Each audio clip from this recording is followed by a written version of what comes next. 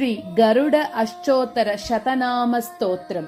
श्रीदेव्युवाच देवदेव महादेव सर्वज्ञ करुणानिधे श्रोतुमिच्छामि तार्क्ष्यस्य नाम्नामष्टोत्तरं शतम्। ईश्वर उवाच शृणु देवि प्रवक्ष्यामि गरुडस्य महात्मनः नाम्नामष्टोत्तरशतं पवित्रं पापनाशनम्। अस्य श्रीगरुडनामाष्टोत्तरशतमहामन्त्रस्य ब्रह्मा ऋषिः अणुश्चुप्छन्दः गरुडो देवता प्रणवो बीजं विद्याशक्तिः वेदादिकीलकं पक्षिराजप्रीत्यर्थे जपे विनियोगः। ध्यानम् अमृतकलशहस्तं कान्तिसम्पूर्णदेहं सकलविबुधवन्द्यं वेदशास्त्रैरचिन्त्यं कनकरुचिरपक्षोद्धूयमानाण्डकोलं सकलविषविनाशं चिन्तयेत् पक्षिराजम्।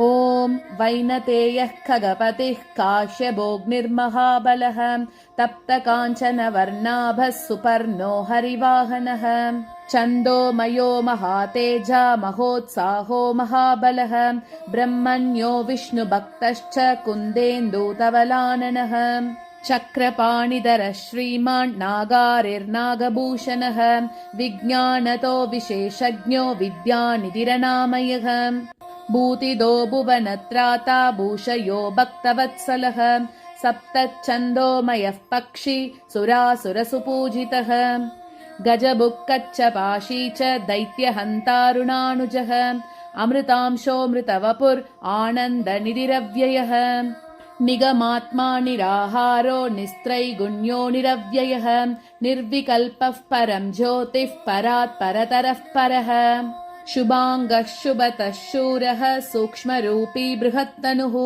विशाशी विदितात्मा च विदितो जयवर्धनः दार्ढ्याङ्गो जगदीशश्च जनार्दनमहाध्वजः सतां सन्तापविच्छेता जरामरणवर्जितः कल्याणतः कलातीतः कलाधरसमप्रभः सोमपः सुरसङ्गेशो यज्ञाङ्गो यज्ञभूषणः महाजवोजितामित्रो मन्मथप्रियबान्धवः शङ्खभृच्छक्रधारी च बालो बहुपराक्रमः सुधा कुम्भधरो धीमान् दुरादर्शो दुरारिः वज्राङ्गो वरदो वन्द्यो वायुवेगो वरप्रदः विनतानन्दनः श्रीदो विजितारातिसङ्कुलः पदत्वरिश्च सर्वेशः पापः पापनाशनः अग्निजयघोषश्च जगदाह्लादकारकः वज्रनासः सुवक्त्रश्च मारिग्नो मदभञ्जनः कालज्ञः कमलेश्च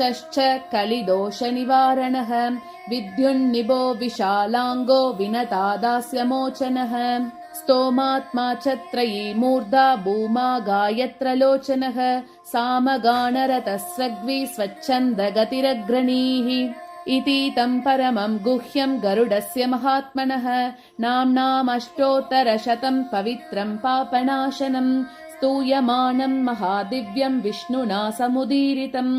इति श्री गरुड अष्टोत्तरशतनामस्तोत्रं समाप्तम्।